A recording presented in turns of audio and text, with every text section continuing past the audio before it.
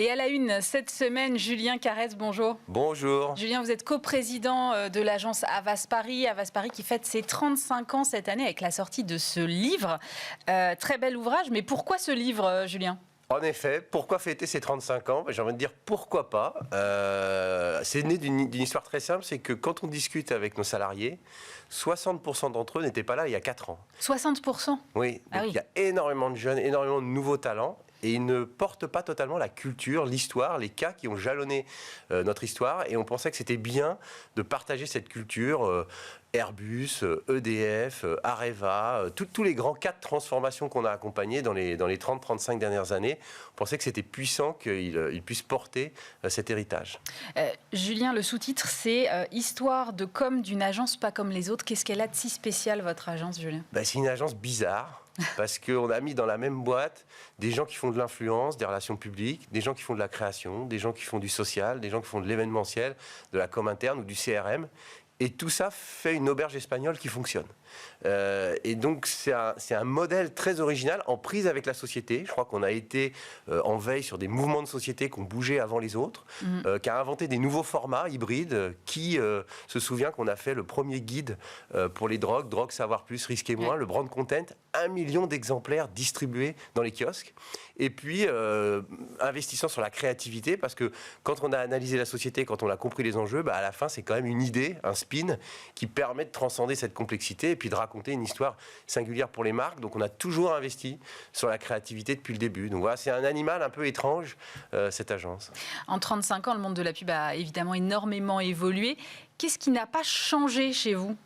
Ce qui n'a pas changé, c'est un peu ces deux fondamentaux-là, c'est-à-dire être en prise avec les signaux faibles de la société. Donc on a un gros département de planning stratégique qui s'appelle le Cortex, dirigé par Benoît Lauzé, qui d'ailleurs a contribué à ce livre en premier chef pour comprendre ce qui se passe en société. Hier, on présentait une étude sur la distribution. C'est probablement le secteur dans lequel il se passe les choses les plus intéressantes sur le rapport à l'inflation, au bio, aux frais, au pouvoir d'achat. Ouais. Et puis le deuxième pilier, c'est la créativité. C'est grâce aux idées, grâce aux dispositifs originaux, grâce aux nouveaux formats qu'on peut émerger, être entendu et aller chercher les gens dans des environnements où ils sont parfois éloignés des marques.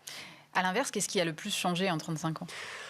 Ce qui est dingue, c'est qu'on est l'année de Mitterrand, l'année de naissance de Rihanna, donc effectivement les réseaux sociaux, quoi. Je prends TikTok, c'est assez impressionnant. Aujourd'hui, c'est probablement un des meilleurs leviers de communication corporate. Au début, TikTok, on croyait que c'était pour regarder des gens qui faisaient des chorégraphies et des blagues. Aujourd'hui, c'est un levier d'employés advocacy, de marque employeur, de discours sur l'environnement, la société. Donc voilà comment un réseau social a complètement transformé le paysage. Et aujourd'hui, vous avez une classe d'âge qui passe environ 2h30, 3h sur TikTok chaque jour. Ça n'existait pas il y a 5 ans.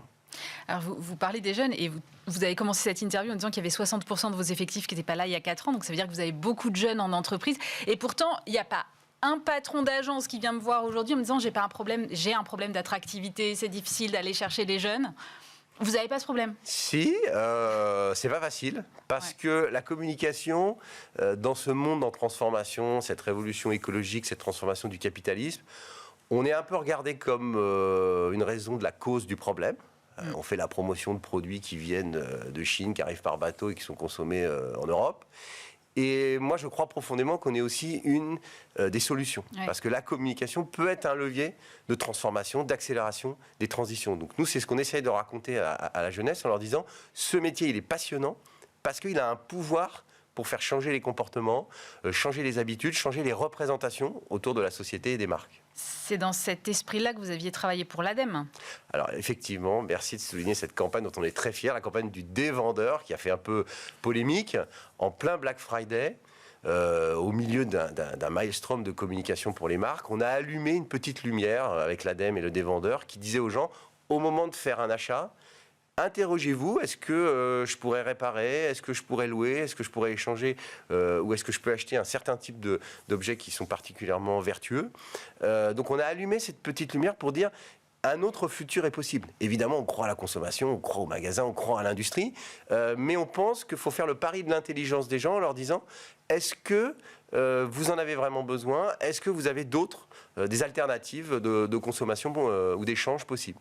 C'est ça qui rend aujourd'hui du sens, en fait, finalement, dans le métier de publicitaire, c'est d'aller essayer de construire de nouveaux futurs et d'anticiper et d'accompagner ces transformations-là? Ah oui, on ne changera pas la société juste avec des normes et des taxes. Donc, pour changer la société et la consommation, il faut dire que l'investissement socialement responsable, c'est cool. Il faut dire que la voiture électrique, c'est intéressant. C'est-à-dire, il faut montrer que ce futur, il est stimulant et créer du désir sur ces nouveaux univers. On ne changera pas juste avec des normes.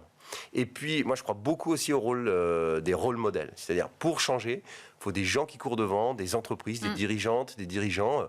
Estelle Brachlianoff chez Veolia, les patrons du Crédit Mutuel. Enfin, des entreprises qui courent devant et qui font bouger toute une catégorie et qui donnent envie aux autres de se projeter ou d'être embarqués dans cette dynamique. Comment vous travaillez avec vos créatifs sur ces nouveaux futurs désirables ? C'est assez subtil, c'est plutôt de la formation, plutôt de l'échange. Nous, on a fait des ateliers, notamment avec des partenaires qui travaillent sur ces imaginaires pour essayer de réfléchir à ce que c'est que de porter un pull dans un appartement pour dire on n'est pas obligé d'être en t-shirt, on peut mettre un pull chez soi, d'être à 3 ou 4 dans une voiture plutôt que tout seul. Donc, c'est des petits signes comme ça. Et on a d'ailleurs un outil à l'agence de monitoring de nos campagnes qui permet de regarder dans des films ou dans des campagnes qu'on produit dans des sites internet comment distiller des signaux de ce nouvel environnement, de ces nouvelles normes de représentation.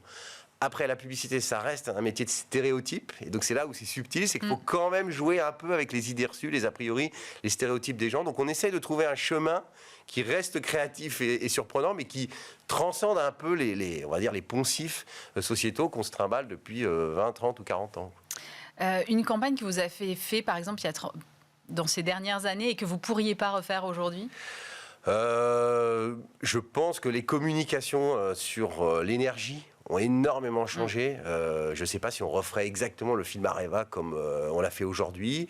Je ne sais pas si certaines questions de société, on les aborderait de la même manière. Vous avez peut-être vu dans le film, on a fait des campagnes sur le sida, où on a fait carrément des films qui passaient après le journal du Hard pour raconter le préservatif de façon très concrète. Alors cela dit, je vous dis ça, puis le dernier prix stratégie du Conseil régional d'Île-de-France a joué avec ces codes du porno. Donc peut-être qu'il y a des retours comme ça de choses qu'on a faites il y a 30-35 ans, qu'on ne faisait plus et qu'on va peut-être refaire demain pour aller rechercher les gens, les rechallenger avec des nouveaux formats. Quelles sont vos ambitions, vos enjeux là, pour 2024 ? On est un peu comme tout le monde, c'est-à-dire on regarde cette année avec à la fois beaucoup d'envie et puis des petits signaux économiques subtils. On a la chance d'être plutôt embarqué par un bon démarrage d'année. On est très engagé aussi sur Paris 2024 parce qu'on est, au travers de notre filiale événementielle, une des agences qui contribue à l'organisation de la cérémonie d'ouverture et puis de la cérémonie d'ouverture des Paralympiques aussi. Et puis on accompagne des marques qui sont très engagées dans les Jeux parce qu'ils sont partenaires de rang 1, de Rantra, d'LVMH, La Poste et d'autres entreprises, Orange avec la Night Run. Donc voilà, on a beaucoup d'actualités liées à ce grand moment au mi-temps de l'année que sont les Jeux Olympiques. Et comment on fait alors quand on a autant de besoins de communication sur un seul événement pour faire la différence d'une marque à une autre ?